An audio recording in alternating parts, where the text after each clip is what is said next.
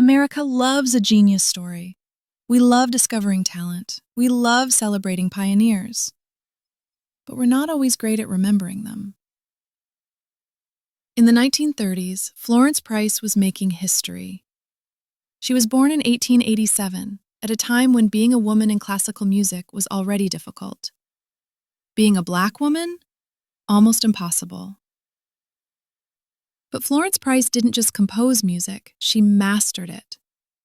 She studied classical composition, wrote symphonies, concertos, and songs, blending European classical traditions with the sounds of black spirituals and American culture.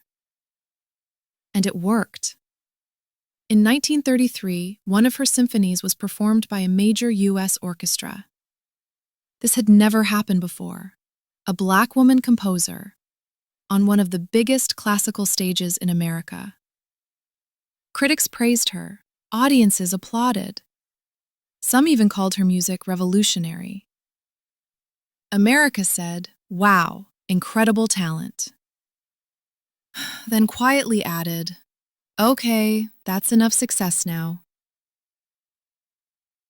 Despite her achievements, doors began closing. Publishers stopped responding. Orchestras stopped programming her music. Opportunities disappeared. Not because her work got worse, but because racism and sexism never left the room. Florence Price kept composing anyway. She wrote hundreds of pieces, symphonies, chamber music, songs. Much of it never performed. When she died in 1953, something tragic happened. Her music didn't get preserved the way famous composers' music usually does. No big archives, no major collections. Slowly, she faded from history. For decades, most people had no idea who she was. One of America's greatest composers, lost to filing mistakes. Then in 2009, more than 50 years later, something unbelievable happened. A couple bought an old abandoned house outside Chicago. They weren't looking for history. They were expecting dust, broken furniture, maybe mold. Instead, they found treasure.